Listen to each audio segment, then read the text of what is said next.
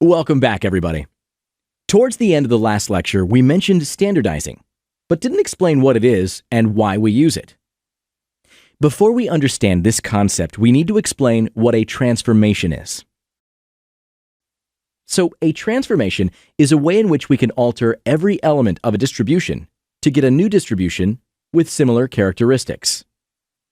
For normal distributions, we can use addition, subtraction, multiplication, and division without changing the type of the distribution.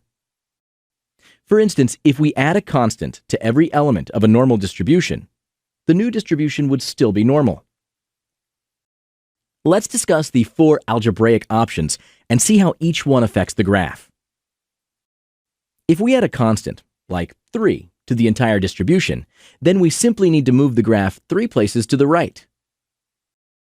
Similarly, if we subtract a number from every element, we would simply move our current graph to the left to get the new one. If we multiply the function by a constant, it will shrink that many times. And if we divide every element by a number, the graph would expand. However, if we multiply or divide by a number between 0 and 1, the opposing effects will occur. For example, dividing by a half is the same as multiplying by 2, so the graph will shrink, even though we are dividing. All right, now that you know what a transformation is, we can explain standardizing. Standardizing is a special kind of transformation in which we make the expected value equal to 0 and the variance equal to 1. The distribution we get after standardizing any normal distribution is called a standard normal distribution. In addition to the 68, 95, 99.7 rule, a table exists which summarizes the most commonly used values for the CDF of a standard normal distribution. This table is known as the Standard Normal Distribution Table, or the Z-score table. Okay, so far we have learned what standardizing is and why it's convenient. What we haven't talked about is how to do it. First, we wish to move the graph either to the left or to the right until its mean equals 0.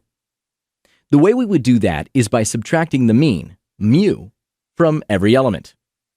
After this, to make the standardization complete, we need to make sure the standard deviation is 1. To do so, we would have to divide every element of the newly obtained distribution by the value of the standard deviation, sigma. If we denote the standard normal distribution with z, then for any normally distributed variable y, z equals y minus mu over sigma. This equation expresses the transformation we use when standardizing. Amazing! Applying this single transformation for any normal distribution would result in a standard normal distribution, which is convenient. Essentially, every element of the non-standardized distribution is represented in the new distribution by the number of standard deviations it is away from the mean. For instance, if a value y is 2.3 standard deviations away from the mean, its equivalent value z would be equal to 2.3.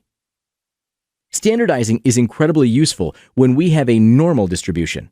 However, we cannot always anticipate that the data is spread out that way. A crucial fact to remember about the normal distribution is that it requires a lot of data. If our sample is limited, we run the risk of outliers drastically affecting our analysis. In cases where we have less than 30 entries, we usually avoid assuming a normal distribution. However, there is a small sample size approximation of a normal distribution called the student's t-distribution, and we're going to focus on that in our next lecture. Thanks for watching.